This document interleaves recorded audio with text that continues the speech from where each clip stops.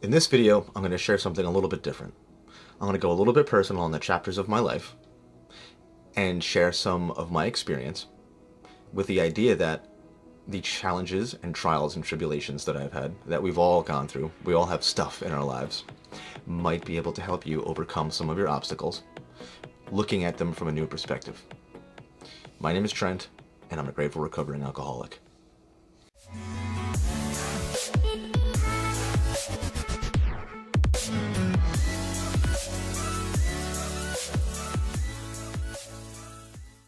Hey guys, welcome back. This is Trent from xfit. If you're new to this channel, you might want to consider subscribing so you can be notified when all the new content comes out each week. Alright, so as you know, I'm a fitness instructor and a fitness coach, and I do guided meditations with people that are in close proximity to me. Something you might not know is that I also help young men on a path to sobriety. The only way that I'm able to do this is to understand what it's like to be in the crippling crutches of active addiction and alcoholism. My name is Trent, and I'm a grateful recovering alcoholic. So, we all have chapters in our lives, and some of them are more glamorous than others. You might see the things that are going on for me in my life, the stability, the spirituality, but things weren't always like this. Things weren't always the way they are until I made a conscious decision to change myself on the inside, and that made a reflection on the experience that I was having in this physical reality. So let me paint a little bit of a picture of what I used to be like chapters ago. It seems like a whole nother life to me now. So, being in the clutches of an active addiction and alcoholism, to finally come and understand what addiction and alcoholism meant to me. What it really means to me is it's our ability to obsess. And what we're obsessed with is self-gratification. Now, when I was younger, I thought I found that in alcohol. A lot of us can go through the same types of addiction, but we substitute it for other things. It could be, when we're very young, it could be toys, or food, or TV, or video games. And then we can find it could be money, it could be sex. There's many, many things that we can become addicted to bring us further from ourselves, to help us get away from ourselves, or to fill a hole we have in our hearts. In my daily experiences, every once in a while, I'm offered a drink. And I always of course say no. And then a lot of times, the response I get is, really? Why not? You know, you look like someone who drinks now. But the idea is, I used to drink every day and every morning. I used to have to drink. Or at least I felt like I had to drink every hour on the hour, or I would have tremors.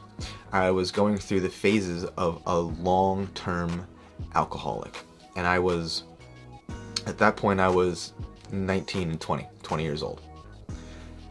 At that stage in my life, I was unpredictable, I was violent, I was unreliable, I was a walking mess.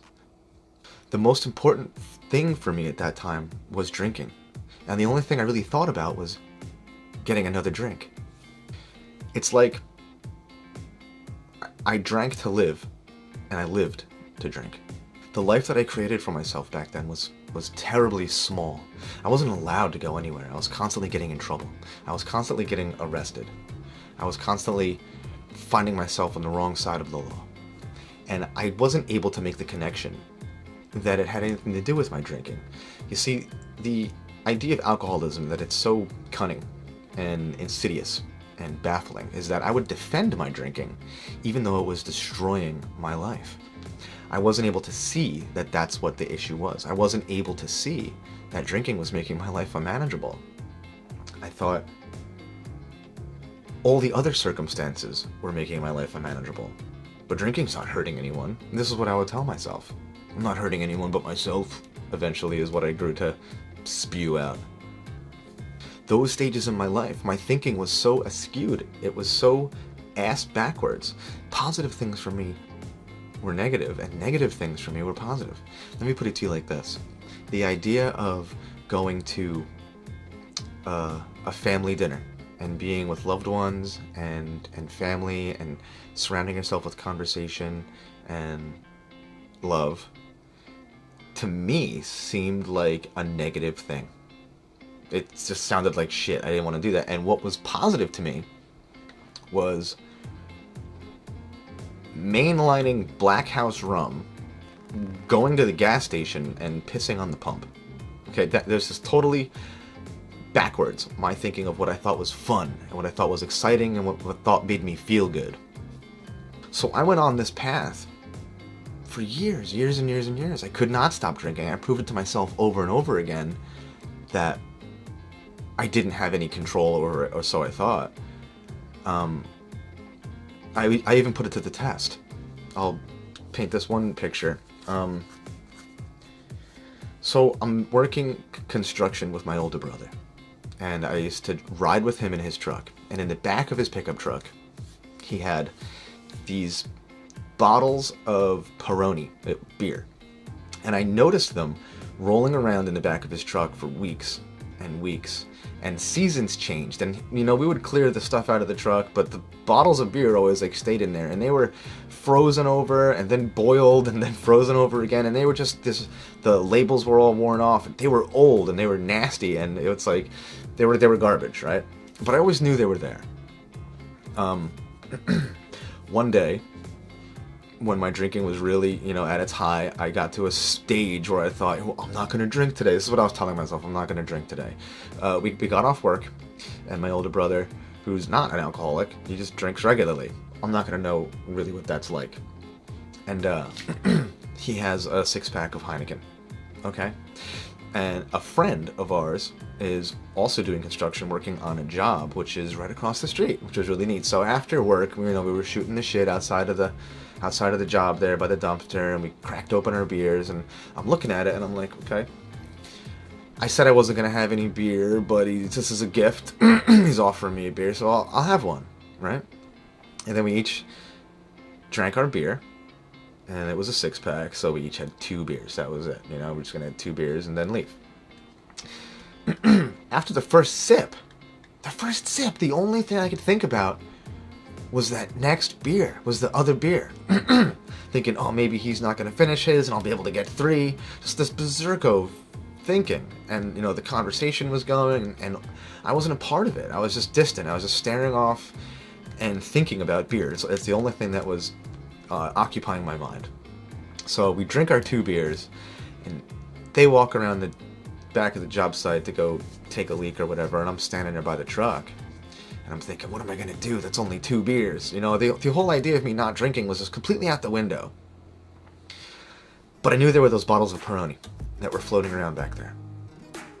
And I move some leaves out of the way, and I pick it up out of the pile of garbage and wet nonsense that was in the back of the truck. And like I said, the label was off. There was a brown bottle, and I'm looking around to make sure that they're not coming, because it's kind of whack that I'd be drinking that. I cracked it open really quick and I slugged it down. And then that moment, as I was drinking it, I was like, man, I got an issue. Like I'm messed up. And then I heard them talking, and they were approaching closer, and he was going to give me a ride back to my house. So I reached in and I grabbed those other 2 bottles of Peroni and I put them in my pockets. Like, oh, this will help me. This will save me. This will make me feel good. So I got back to my house and I drank those beers, and then sure enough, I got cleaned up after work, and that's it. I left. I had to go to the bar. And that was one of the times where I proved to myself that even though I wanted to stop drinking, there was this belief that I had that I couldn't. I felt like I wasn't in control of it.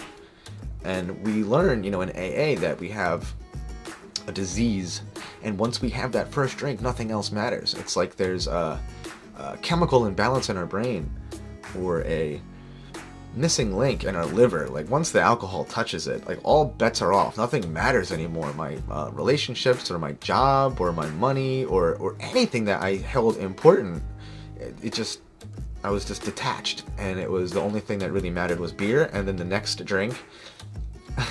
So fast forward, a little while, my life, was spiraling out of control, and I didn't even realize it, and I would have defended it, but I had all these court dates from just little things, just constantly being in trouble, whether it was like open beverage container, like standing outside and drinking, that was a big thing. I was constantly getting busted for that. And I had this idea that, the cops are gunning for me. The cops weren't gunning for me. I was always breaking the law. I was always doing something that I could get a ticket for, and a court appearance ticket. I had all these court appearances I had to go for. All right, so fast forward a little bit more. Now I'm getting in deeper trouble. I'm constantly getting beat up. Now, I'm not really a tough guy or anything, but when I would drink, I guess I had a mouth on me, and I don't remember any of the fights that I got into, but I remember constantly waking up in the hospital and, looking around while I'm in the bed and trying to locate my clothes. And then, taking the IVs out or whatever and putting my clothes back on and trying to take off the bracelet that they put on you that thing's fucking impossible to get off. And then I had to sneak out of the hospital, so I didn't want to pay this bill because I didn't want to be there. I don't even know how I got there, Maybe somebody hit me too hard and I called the police, and then the police came and then realized I needed an ambulance because I was just too far gone. That was a common reoccurrence in my life at this time, like total chaos. And again, I didn't even know that was the issue. I didn't know that I was in a world of chaos. I had no idea that my life was unmanageable because I was waking up in the morning and I was getting myself to work. Okay. But I had nothing else. All the money that I made was just for drinking. And I didn't have any meaningful relationships, and I didn't even know myself. All I knew was that I wanted to get away from myself. So after getting into some serious trouble, I was placed on, probation, and I had these, pending court dates, and my probation officer, she saw something in me that I didn't see in myself.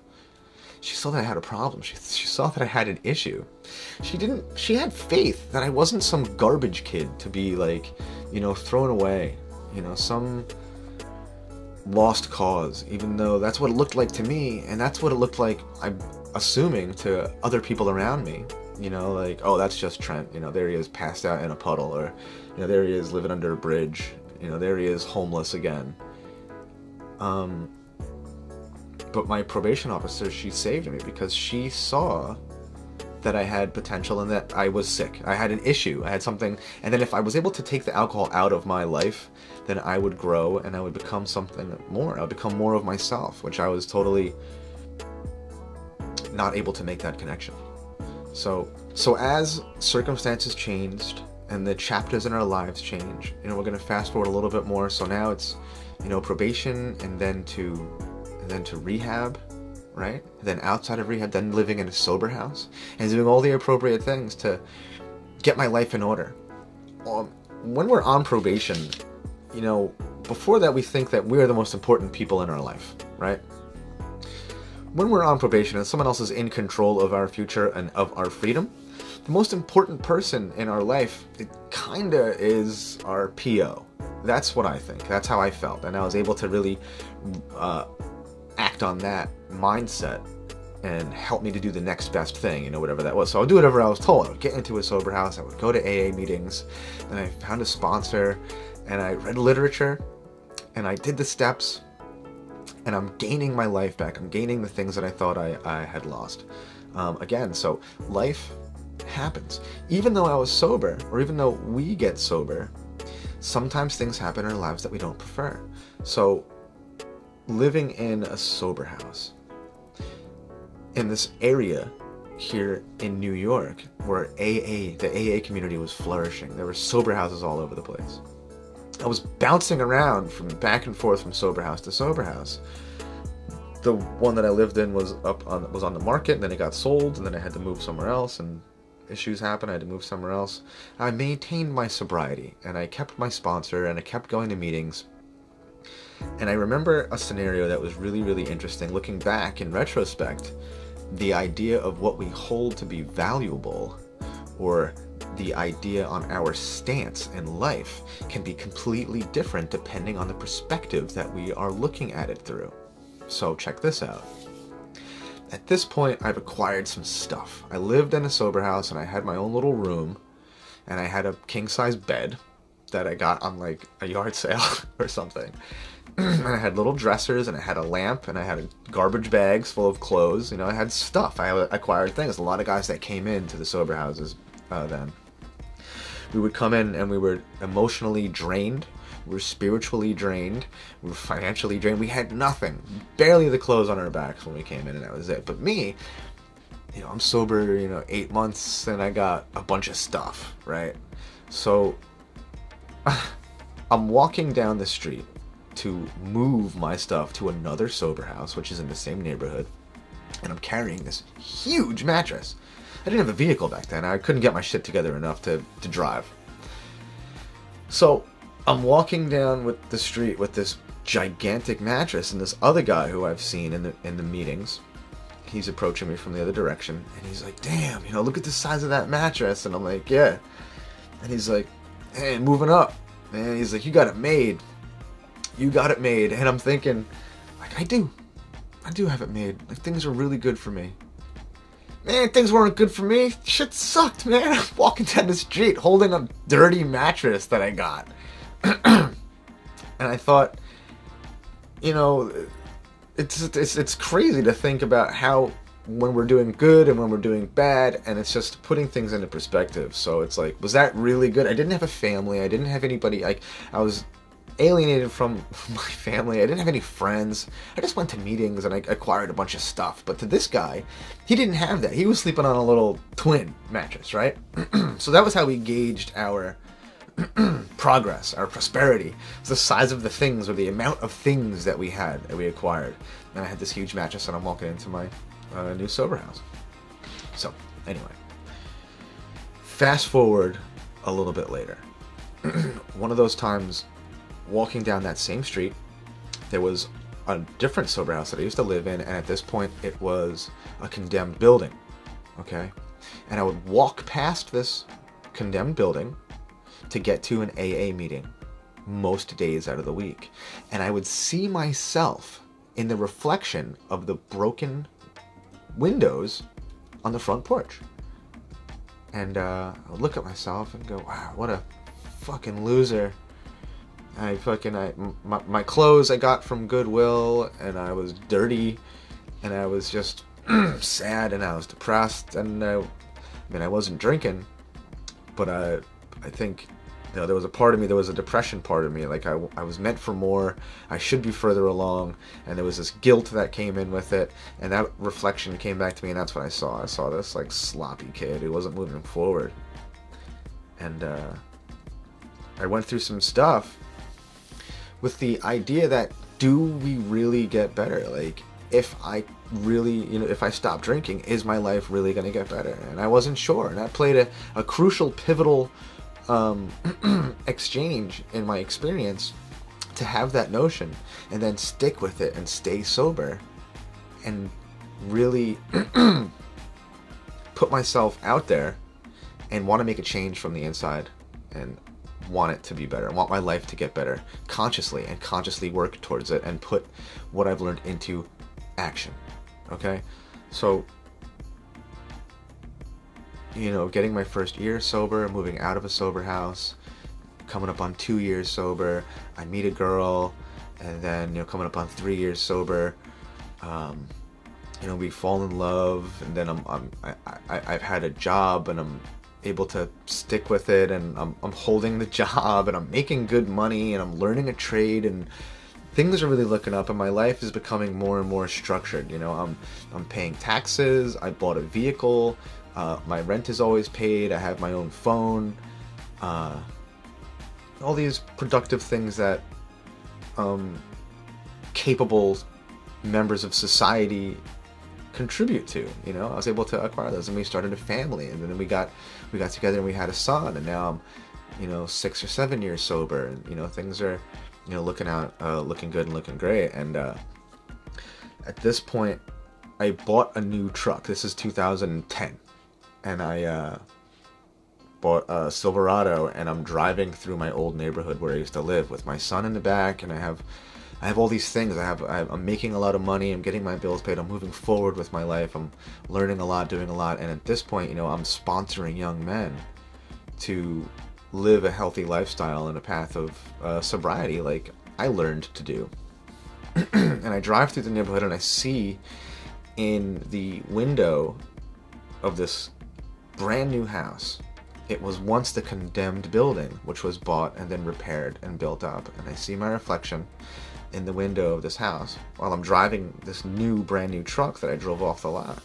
And I'm looking at it, and there's the same person in the window. It's me, but I'm in a new truck, and I have a beautiful son with me in the back seat, and I have all these things, and I'm at peace with myself, and I'm moving forward, and I'm totally grateful. And at that moment, it was like, we do recover.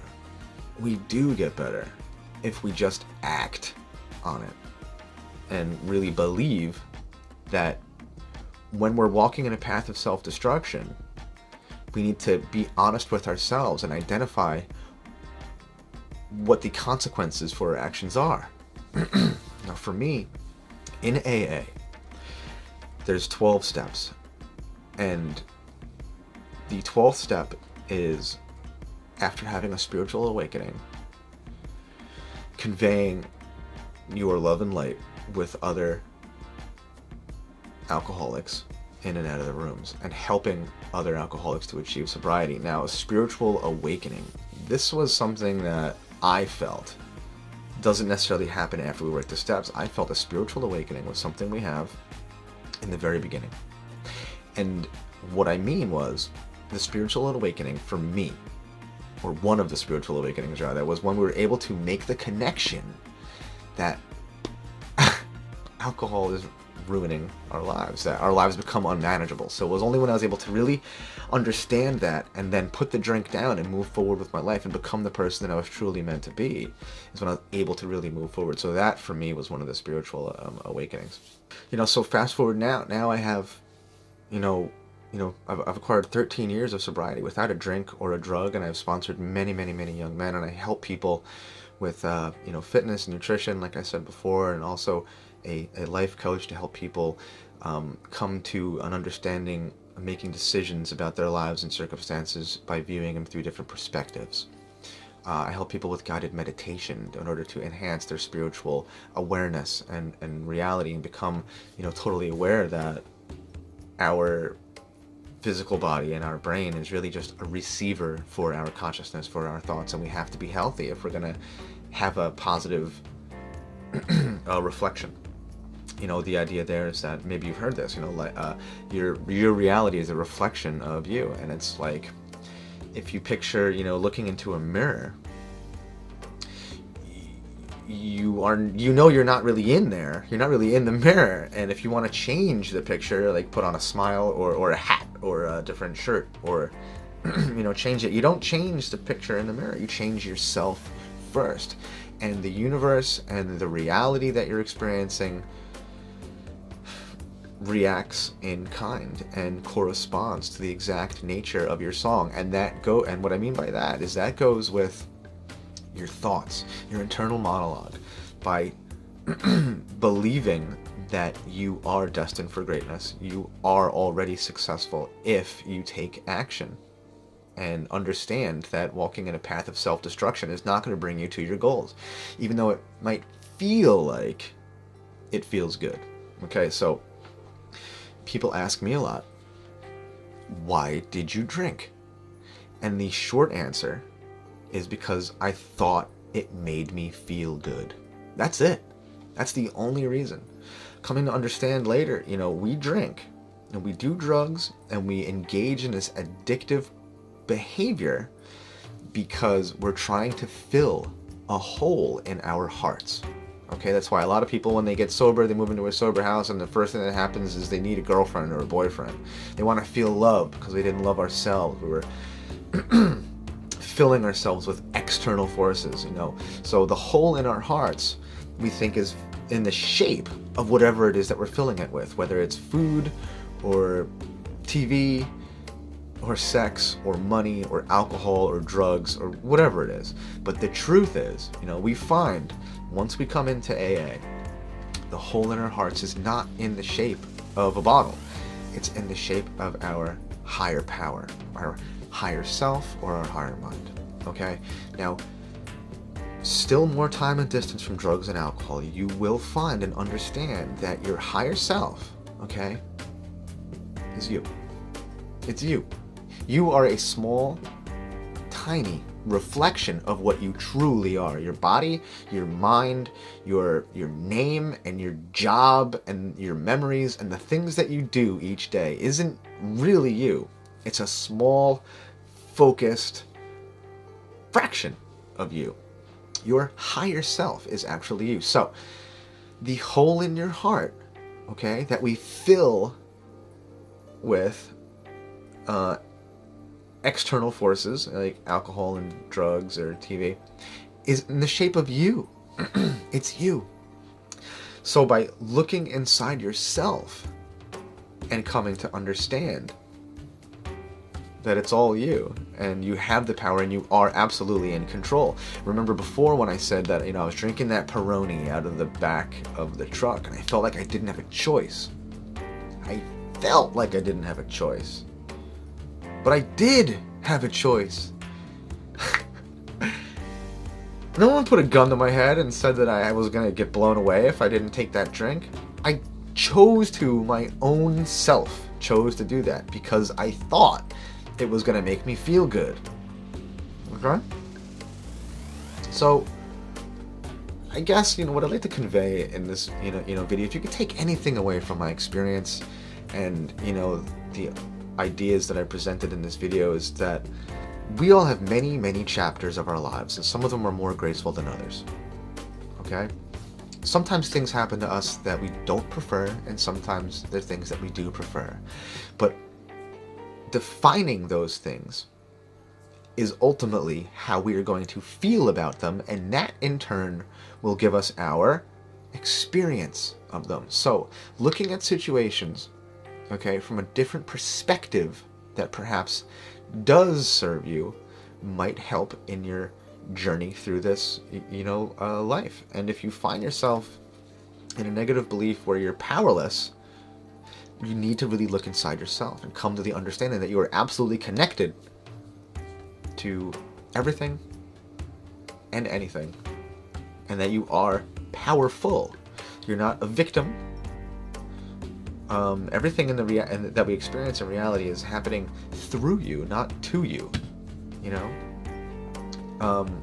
So again, identifying when we're walking on a path of self-destruction, taking a step back and realizing, is this truly where I want to go? Is this, am I masking my excitement with anxiety? Am I truly moving forward, or am I not? And only you are going to know that. Like, I have no idea if you're an alcoholic. I have no idea if anybody else is. All I know is that drinking for me makes my life totally unmanageable, and I've proved it to myself over and over and over again that once I drink, nothing else matters. I don't give a shit about anything. So the only way for me to play that game is or to win that game, is to not play at all. So I don't drink. I don't drink alcohol, I don't do any drugs. It's been years and years and years, and I feel fantastic, and there's no way that I would, want to go back. One of the things that we learn when we go to AA is that, we take it small, because it might seem like a big, huge thing. I don't know if you're struggling with addiction or alcoholism or whatnot, or weed, or something like that. By breaking it down and saying, just for today, I'm not going to drink. Just for today, I'm not going to do drugs. It sort of helps us get through each day, at a time. And then, we're going to play tricks on ourselves. We're going to say, not today. Well, when? And the answer is, when you're ready to fall down on your face. Because if you're an alcoholic like me, that's what's going to happen. So, yeah, so the only way for me is to win that battle is to just not play. And I can honestly say, my life has gotten tremendously better, and I'm able to become more of myself without blocking myself with alcohol and drugs and external forces. By being full, by being more, and continuing my life of discovery and self-exploration. Okay? And you can do the same. So if you have any questions, let me know in the comments. Are you struggling in any areas like that? Have you ever had any experience like that? Are you in sobriety? Are you a friend of Bill's? Or let me know if this video helped you. I make a lot of videos each week, and it's to sort of make a video about a personal experience and the personal chapters of my life. I'm hoping it's a way for you to really understand that I'm not like some, Boy Scout. been through shit. We've all been through shit, and I've been a different person. So, to wrap this up, if you want to start looking good and feeling good, and, feeling good about how you look and who you are, you're going to recognize when you're walking on a path of self-destruction, and you're going to reach out if you need to, and you're going to look inside yourself and understand that you're not a victim, and you are absolutely not powerless. And when we feel like we're powerless, it's just a belief. It's just a belief that we had. And a belief is just an opinion. An opinion can be changed. Thanks for watching.